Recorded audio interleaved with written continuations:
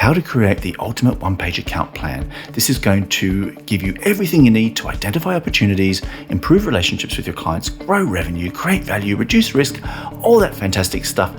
Perfect for the busy account manager on the go. So we're going to get into it right now. Hello, it's Warwick Brown from Account Manager Tips, and thank you so much for joining today's training. We're going to keep it short, sharp, and impactful, just like the account plans we're about to create.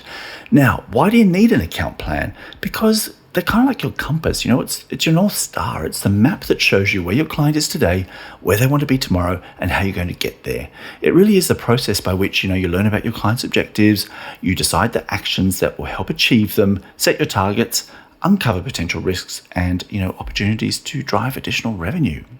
Now, I love this quote by Zig Ziglar: a goal properly set is halfway reached. And that's what I want you to focus on as you're creating your account plans. This isn't about quantity, it's about quality. And I promise you, with just a few meaningful goals that will move the needle for your clients and get them closer to their objectives is worth far more than a long shopping list of actions that never get done or just don't make an impact. Now, why account planning? Let's unpick this a little bit. Here's some statistics from the CSO Insight Sales Performance Report of 2019. 70% of revenue comes from existing clients, right? So account plans are going to keep you focused on, the profitable activities that create value and improve retention. They will help you penetrate existing accounts, upsell and cross-sell, and generate more revenue for sure. All right, I got to confess, this one hurts a little bit. Only 35% of organizations have confidence in their account manager's ability to grow existing accounts. Ouch. But listen, I don't believe it. I have complete faith in you, but certainly account plans will help you demonstrate credibility and focus and help you definitely with account penetration. Now, this one's interesting. If you're a trusted partner, your average win rate leaps from 47% to almost 60% if you can earn that trusted partner status. So account plans will definitely help you make strategic contributions to your client success and get recognized, for your expertise and your value. I loved this report. It was really fascinating. Lots of insights as well as some actionable advice. If you want a complete rundown of the report as well as to grab a copy for yourself, head on over to the blog amtip.co/CSO. So we know there's value in account planning for you and for your client, but how do you get started, What we want to focus on today is what can you do with the time you have? Let's start simple, avoid being overwhelmed, and get you a framework that's going to allow you to create instant value that makes an absolute impact right out of the gate.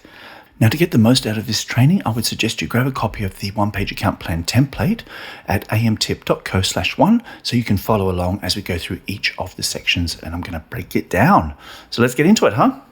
All right, here it is. Let's do a quick run through and then we're going to go into each section. So we start with an account overview where we will define all of the important information about your client that's relevant to your account plan. Next step is objectives. What does your client want to achieve and how will success be measured? Then you go and identify the potential solutions that support your client's objectives. From there, you'll create an action plan and decide the course of action and all the steps you need to achieve those goals.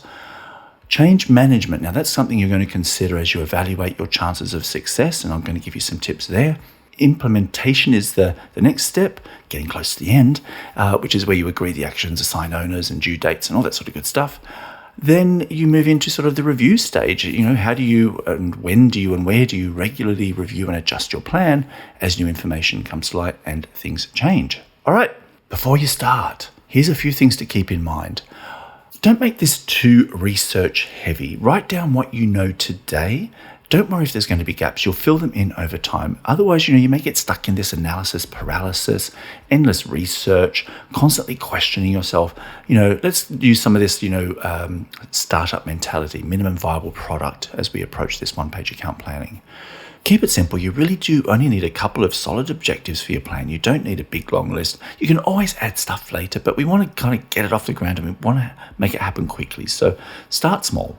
Focus on the metrics that matter to your client. How do they measure success, not you? It's a small but significant distinction. And I promise you, if you talk in their language and measure your success and your results in the way that matter to them, you'll have much better engagement. You'll be able to convince key stakeholders of the value of executing your plan and get things done in a more effective way. Be agile. Now that's important. Don't cling to your goals just because you're in love with them, because you think they're amazing. If they're not going to fly, despite your best intentions and preparation, maybe you just need to park them and move on to something else. Or to be honest, something better might come up, something that's more impactful may materialize, and that may be where you should be, spending your time. So remember to be agile and adapt your plan as you go along. Okay? The secret to a successful one-page account plan is to keep it at one page. Be brief, be ruthless, and only go after the highest return on investment activities. All right, let's get into it. Number 1, the account overview. This is where you are going to define all the important information about your client that's relevant to your account plan. Now, you may have noticed already at the top of each title slide, I have an example from the one-page account plan template, which I filled in just to give you an idea of how you might go about completing the template as well. Now, what this is really a few sentences about your client, their priorities, and what your plan hopes to achieve. Talk about things like the period of the plan. Normally, you might align this to the way that you normally do your reviews, so quarterly, biannually, annually. For a one-page account plan, annually might be a little bit ambitious. You're probably going to be looking at shorter periods. Capture things like relationship strength and be honest about that. And when you last reviewed your plan, anything else you think might be relevant. Now, I like to include a summary overview. Now, the reason I do this is because I'm circulating the plan with a bunch of different people, not just keeping it to myself, and they're not all going to be as familiar with the client as you are. So having a brief summary overview of what your plan is about and a little bit of what the client is about is really going to help somebody else get up to speed much more quickly with your plan and its objectives. Let's get into how you write an effective summary. So here's one I've written for a sample account plan. We're going to break down each paragraph and explain why it is there and why I have written it that way. Account Manager Tips develops packaging for the pharmaceutical industry and has been a client since 2008. All right, instantly in that first paragraph, I've established how long they've been a customer and the industry that they're in. So if I was going to do some research, if I was going to start to think about some ideas or other clients in that space that I service, I'm already, one step ahead. Brilliant way to open a summary. They are a publicly listed company and with disappointing earnings the past 2 years have recently implemented an ambitious plan to trim $20 million from indirect costs. Now this really establishes their current state, any challenges and opportunities. Notice that it's not fluff. We're talking very specifically about their current state, that it's been disappointing earnings and that has led them to now look at cutting costs and specifically what their targets are. Again, if I'm new to the account, if I'm new to the account plan, you've instantly given me some really great information to go on to get up to speed with what the client is looking to achieve. The focus is primarily on cost avoidance, and we have already partnered with them on several projects delivering savings in excess of $3 million in the last 12 months. Again, getting a little bit more granular, giving some specifics about where the client is focused. So it's not cost cutting, for example, it's cost avoidance, and the fact that you've already established some success in this space and looking to expand on that. So the final paragraph, this year's account plan builds on those achievements with forecast savings of $5 million. Warwick Brown is a procurement director and also executive sponsor of the plan. Again, specific, talking about what your plan intends to achieve, future state, and also who is leading the plan from the client's perspective. So again, really great paragraph to highlight what your plan is actually doing. So pulling it all together, you can see how an executive summary can be a really powerful way to help anybody get up to speed and be very clear, including yourself, on what you want to achieve from this plan and why you are focused on these particular areas. Now, my view is account plans are for sharing, so do be cautious about what you write because this should be circulated amongst all your clients' key stakeholders as well as your own, because collaboration creates mutual value and success. If you keep this account plan to yourself, you're going to find that you're the only one doing the heavy lifting and you're going to struggle to make things happen. Step 2, objectives. What does your client want to achieve and how will success be measured? All right, so here's what I recommend. Schedule a 30-minute call with your client and ask at a minimum these 4 questions. What do they want to achieve in the next 12 months? What challenges are they facing today? How have they tried to solve them in the past and what worked and what didn't? And how will they measure success at the end of the year? If you start with those 4 questions, that should be more than enough to reveal some opportunities that are worth incorporating into your account plan. Now, when you're measuring success, it's really important that you can quantify your results with data. So think about how you're going to do that. Obviously, be guided by what your client wants to measure. But here's 4 ways that I use all the time, and I think these are really strong places to start. Cost avoidance. So how can you improve results without spending more? Cost reduction. How do you achieve the same result but spend less? Satisfaction. How do you improve quality or user satisfaction? You can measure these things with surveys, stuff like that. And then efficiency, how can you reduce the time or steps involved in whatever you're looking to achieve? Now, those are four really solid ways to measure success, but of course, don't be limited by those. Please do feel free to add your own. I love this quote: the art of being wise is knowing what to overlook. That is so true when it comes to objectives, because there may be some low-hanging fruit, there may be some easy wins that you think you can knock out really quickly. The challenge with those is it's not going to get you that trusted partner, that strategic partner status that will keep you in that low-level supplier space. So really think about what is high impact and really get laser focused on those. All right, well, now we know what your client wants to achieve. Now we have to take a step back and think about how we're going to help them get the results. That's where you start to think about the solution, and that's where some solution engineering, solution design comes into play. So all you got to do, take a step back. I try not to do this with my client. I usually do this by myself, process what they've shared with me, take some time out, think about it, and then I'll go back in and we'll fine tune it. But I try not to do it on the spot because I might just go into solution mode without actually thinking things through properly. So that's my advice. But start by just making a list of potential solutions. Ask yourself, how do your products and services solve your clients' problems and support their objectives? Is your client making the best use of them? Are there other solutions they don't have that would make an impact? What would the return on investment be if your client took you up on those? Be free with your advice, because not everything's also about you selling stuff. It could just be about you bringing your wisdom, your expertise, what you know about how your solution works, and just helping them get more from it.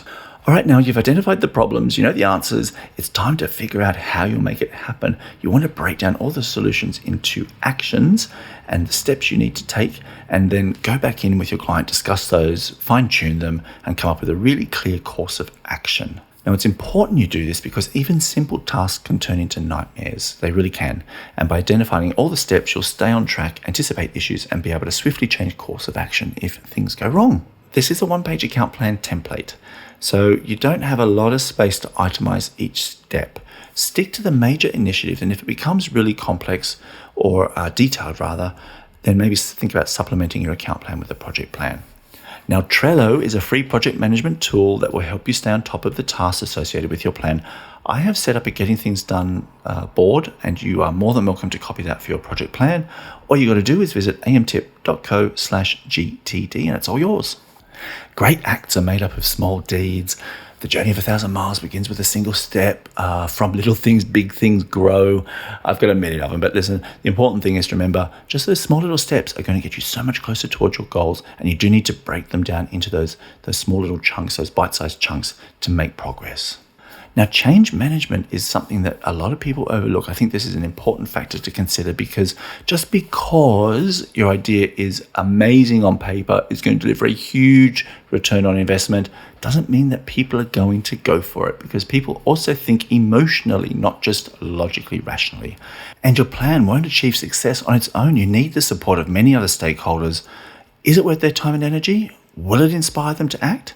Here's how you're going to find out. Now, an easy way to do this is Kurt Lewin's force field analysis. It's based on Newton's law of gravity that for every action, there is an equal and opposite reaction.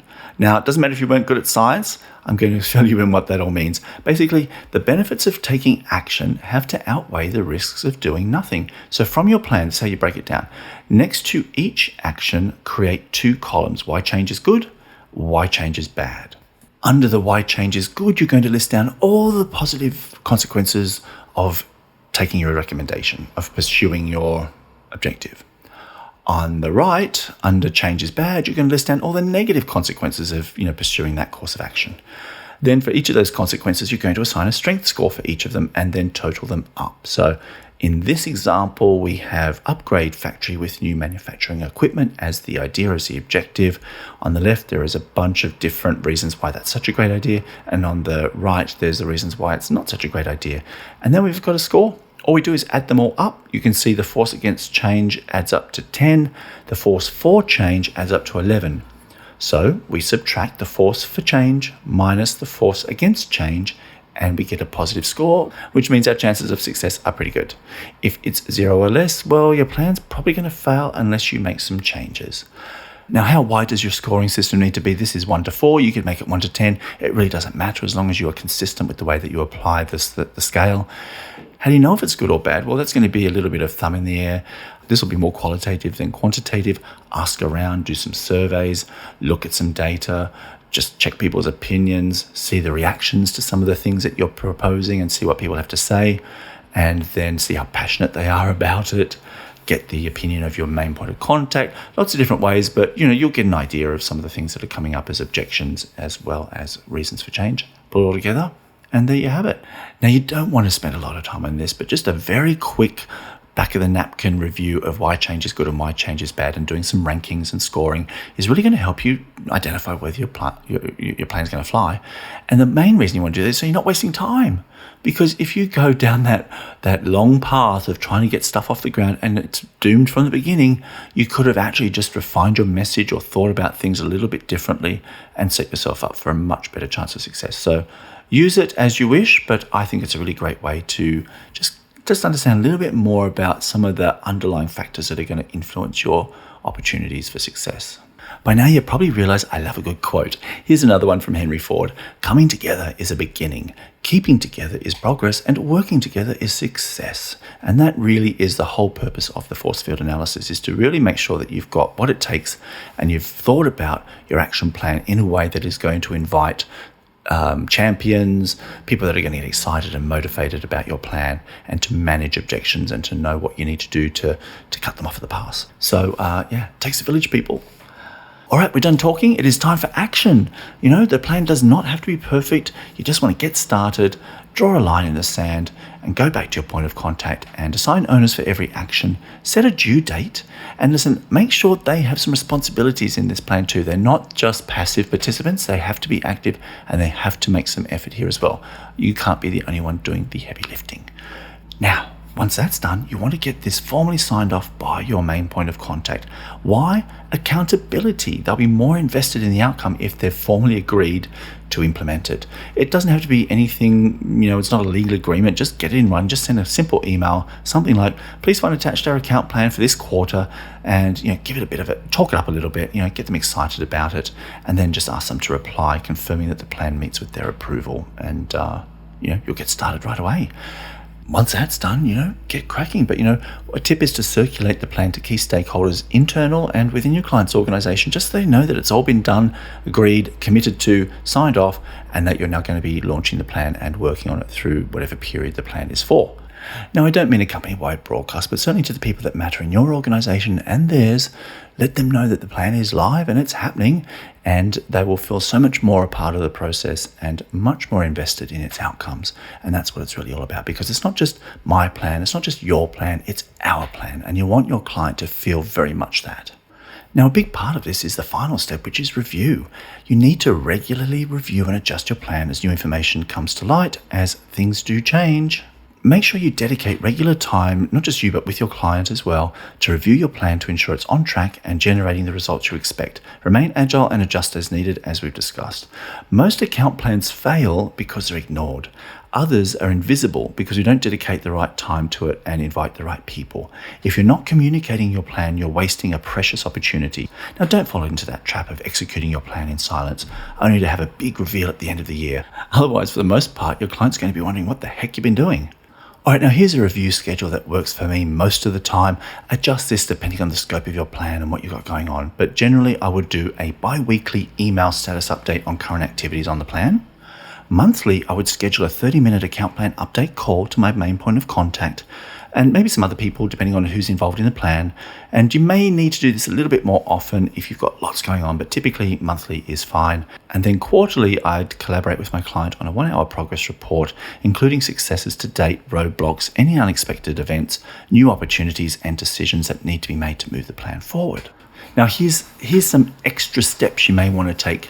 I like to put an account plan status together to keep track of all my actions, and also to be able to highlight and allow my client to circulate in a very simple way where the plans are at. So here's a very simple PowerPoint presentation that I've done. I have a column for priority, I have a column for action, I have a column for owner, a column for start and end date, a RAG status, red, amber, green, so if it's on track or if it's at risk of falling off track, how close it is to completion, and then just a column for any notes. Really simple to set up in PowerPoint. I wouldn't use this to manage the plan, but if I need to communicate the plan, particularly at a senior level, I might translate this into a presentation like I'm sharing here. Now, really, really important that you promote the plan's successes. You need to celebrate success. You need to share the good news with the key stakeholders and the wider business. Don't just keep this between you and your main point of contact. And what can be really useful is just to have one highlight reel, one highlight slide in your presentation deck to be able to talk to what exactly has been a success in the period that you're reviewing.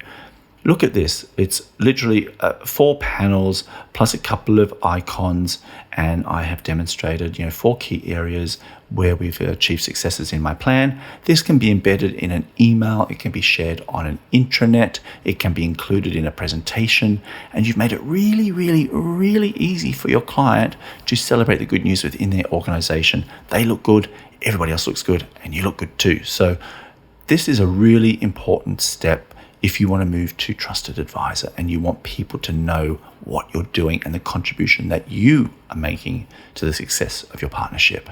All right, now people say to me, Warwick, why do I need to go to this trouble? We've got dashboards, we've got reports. I'm just wasting time.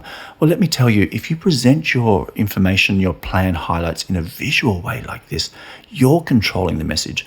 You're controlling how people think, feel, do, react to your plan, and you're going to get much greater visibility because it's so easy to circulate and promote if you put this in a simple format like this that encourages your main point of contact and others within your own organization and your client's organization to celebrate your successes. So don't overlook it and make sure you get the damn recognition you deserve. Guess what? We're done. That is it. That is the one-page account planning process in a nutshell.